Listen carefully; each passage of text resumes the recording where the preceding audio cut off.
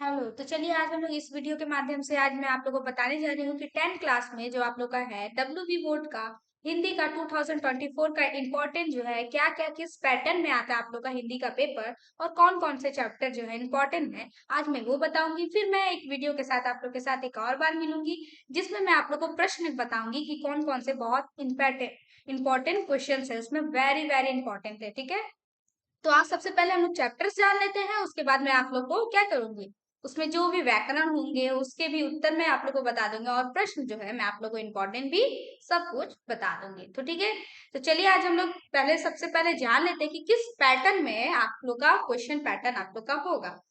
तो आएगा आप लोग का 1 into 17 में एमसीक्यू आएगा, यानी एमसीक्यू आप लोग जानते हैं कि एक प्रश्न रहेगा उसके चार उत्तर दिए रहेंगे, आप लोग को चारों में से किसी एक को टिक करना होगा। ठीक है, उसके बाद आप लोग का 1 into 19 का ऐसे क्यू आएगा, यानी कि आप लोग को एक या दो शब्दों में उसके उत्तर यानी कि या एक या दो लाइन में उसके आंसर्स लिखने होते हैं। ठीक है, उसके बाद 3 into 2 में लाइनिंग्स दिए रहेंगे, यानी कोई भी कविता या कहानी की आप लोगों को पंक्तियां दी रहेंगी यानी लाइनिंग्स दी रहेंगी और उसका हो सकता है आप लोग को अर्थ पूछा जाए या फिर यह पंक्ति किसने कही है ये पूछा जाए। ठीक है, तो इस तरह के प्रश्न उसमें पूछे जाएंगे। उसके बाद 5 into 1 में खंड क से कविता पूछी जाएगी, यानी कविता से प्रश्न पूछे जाएंगे। फिर 5 into 1 यानी 5 से एक ही प्रश्न आप लोग को करना होगा जिसमें खंड में कहानी के जो है प्रश्न पूछे जाने कहानी से। ठीक है, उसके बाद 5 into 1 वैसे ही होगा खंड ग में। उसके बाद निबंध में को है जो जो प्रश्न होंगे वो जो जो निबंध में होंगी कहानियां उनके प्रश्न जो है आप लोग से पूछे जाएंगे। एक ही क्वेश्चन है, सेम यहाँ भी है 5 into 1 ही है, खंड ग में एकांकी से आप लोग को प्रश्न पूछे जाएंगे। ठीक है, उसके बाद हमारा आता है 5 into 2 से 10 मार्क्स से आप लोग को 5 मार्क्स से 2 क्वेश्चन पूछे जाएंगे। ये टोटल 10 मार्क्स का सहायक पाठ, यानी आप लोग के पुस्तक का सहायक पाठ में बहुत सारे चैप्टर्स होंगे, उसमें से जो जो इम्पोर्टेंट चैप्टर है मैं वहां अभी आप लोग को बताऊंगी, तो उससे भी प्रश्न पूछे जाएंगे।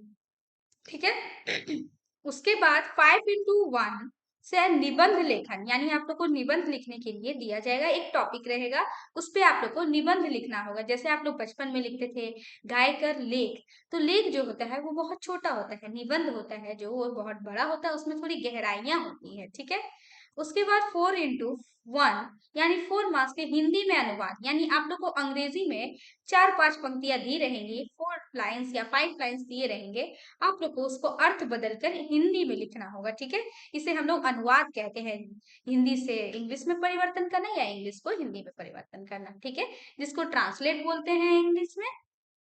ठीक है, उसी को हिंदी में हम लोग अनुवाद बोलते हैं। फिर 5 into 1 से संवाद या प्रतिवेदन पूछे जाएंगे। उसके बाद 9 into 1 से व्याकरण पूछा जाएगा, जो आप लोग को मैं बता दूंगी और उसके मैं बहुत सारे वीडियो पोस्ट कर चुकी हूँ और जो नहीं भी की हूँ तो वो मैं जल्द ही जल्द कर दूंगी। ठीक है, तो इसलिए हमारे यूट्यूब चैनल पे आप लोग बने रहिए।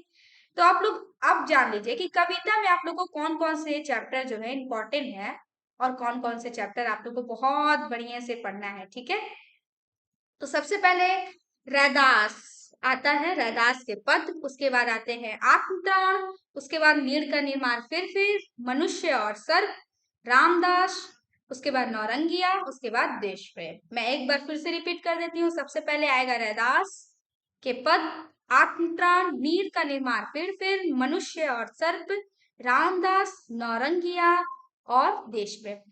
तो इसमें से जो है आप लोग के दो जो कविताएं हैं रैदास के प्रति, ये 2023 में आ चुकी है, तो इसे आप लोग स्किप भी कर देंगे तो चलेगा। ठीक है, और इस बार के लिए आप लोग को कौन कौन से पढ़ने पड़ेंगे, आत्मत्राण पढ़ना है कविता, उसके बाद नीर का निर्माण, फिर मनुष्य और सर्प, रामदास और नौरंगिया। ठीक है, ये आप लोग को 5 कविताएं जो है पढ़नी है। उसमें से भी आप लोग अगर चाहते हैं कि नहीं मैं तो 5 कविताएं नहीं पढ़ पाऊंगी या नहीं पढ़ पाऊंगा, तो आप लोग यह तीनों जरूर पढ़े। एक तो सबसे पहले आप लोग ये तो जरूर पढ़े, मनुष्य और सर्प। ठीक है, मनुष्य और सर्प ये बहुत इंपॉर्टेंट है, रामदास और नौरंगिया।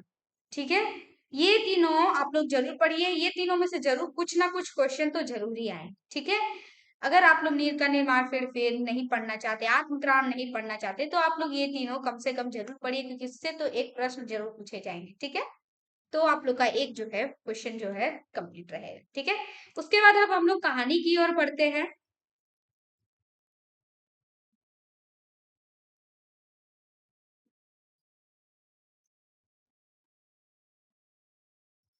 कहानी में है उसने कहा था नन्हा संगीतकार। ये मेरी फेवरेट कहानी रही है जब मैं 10th में थी तो।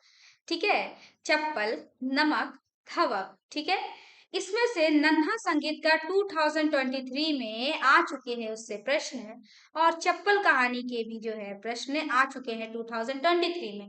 इसलिए आप दोनों इसको स्किप भी कर सकते हैं, चाहे तो पढ़ भी सकते हैं। आप लोग पढ़ लीजिएगा तो बहुत ही अच्छी बात है। मैं तो बोल ही रही हूँ कि नन्हा संगीतकार बहुत ही अच्छी कहानी रही है, चप्पल भी बहुत अच्छी कहानी है। कहानी तो आप लोग बिल्कुल स्किप ना करें, सब भी पढ़े। ठीक है, तो इस बार के लिए 2024 के लिए उसने कहा था नमक और धवक, ये वेरी वेरी इंपॉर्टेंट है, तो इसलिए जल्दी से जाए इसको बढ़िया से पढ़े। ठीक है, उसके बाद हम लोग सहायक पाठ से, सहायक पाठ में बहुत सारे हैं कहानियां, लेकिन हम लोग सभी नहीं पढ़ेंगे, हम लोग कुछ कुछ पढ़ेंगे जो वेरी वेरी इंपॉर्टेंट होगा। ठीक है, तीसरी कसम, ये आप लोग बहुत अच्छे से पढ़े। इस पे आप लोग को क्या है, एक मूवी भी है, अगर आप लोग उसको नहीं समझ पा रहे तो मूवी देखिए, मूवी से समझ में आ जाएगी।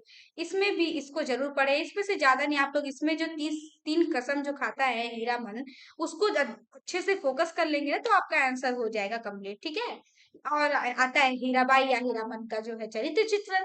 तो हीराबाई का तो आ चुका है 2023 के पेपर में, तो इस बार आप लोग हीरामन का चरित्र चित्रण जरूर कर लीजिए। और तीसरी कसम में, तीनों जो कसम है उसे डीपली जान। ठीक है, तो इसे आप लोग जरूर पढ़िए तीसरी कसम के बारे में। ठीक है, उसके बाद जांच अभी जारी है कर्मनाशा की आ। ठीक है, ये तीनों है, तीनों में से ये तीसरी कसम तो आप लोग बहुत ज्यादा इंपॉर्टेंट है, इसे जरूर पढ़े। ठीक है, और ये दोनों भी जरूरी ही है पढ़नी। ठीक है, क्योंकि सहायक पाठ में कुछ भी स्किप नहीं होता है, कभी कभी तो दे ही देता है। ठीक है, उसके बाद आता है हमारा एकांकी। ठीक है, एकांकी हमारे दो है, इसमें जो इम्पोर्टेंस है, सबसे पहले है नौबत खाने में इबादत और धूमकेतु। आप लोग चाहे तो दोनों में से कोई एक पढ़ सकते हैं, क्योंकि ऑप्शंस दिए रहते हैं, या तो नौबत खाने में इबादत आएगा या तो धूमकेतु आएगा। ठीक है, तो नौबत खाने में इबादत आप लोग चाहते हैं स्किप करना तो मैं बोल रही हूँ कर दीजिए, लेकिन उसके बदले आप लोग को एक चीज करनी पड़ेगी।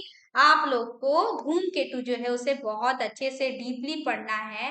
धूमकेतु मैं तो बोलूंगी नौबत खाने में इबादत, अगर अगर आपको स्किप ही करना है ये दोनों में से, तो नौबत खाने में इबादत को स्किप करिए, क्योंकि धूमकेतु बहुत अच्छी कहानी है।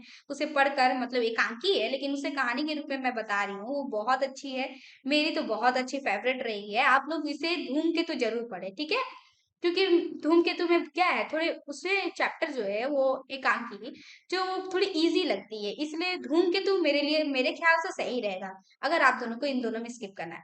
और आप लोग अगर पढ़ाकू है, दोनों पढ़ना चाहते हैं तो बहुत अच्छी बात है, क्योंकि ऐसे अभी तो बहुत कम लोग मिलते हैं ज्यादा पढ़ने वाले। ठीक है, अब अगला है हमारा व्याकरण का पार्ट आता है। ठीक है, व्याकरण में अब हम लोग देख लेते हैं जो मेनली मेनली पार्ट है, आप लोग को ये करना होगा। समास, कारक, वाच्य, वाक्य परिवर्तन, वाक्य संशोधन। ठीक है, ये है 5 आप लोगों को करने हैं। तो उसमें से कारक के मैं वीडियो पोस्ट कर चुकी, आप लोग जाकर जल्दी से जल्दी देखें। और समास के भी मैं एक दो समास के बारे में कुछ शॉर्ट्स बनाई है, तो उसे भी आप लोग जरूर देखें। और वाच्य और वाक्य परिवर्तन, वाक्य संशोधन, ये दोनों मैं जल्द ही वीडियो अपलोड करने वाली हूँ, इसलिए आप लोग हमारे चैनल पे बने रहिए। और अगर आप लोग नए हैं इस चैनल में तो जरूर से जाकर सब्सक्राइब करिए। ठीक है, तो आज के लिए इतना ही, हम लोग अगले वीडियो में मिलते हैं।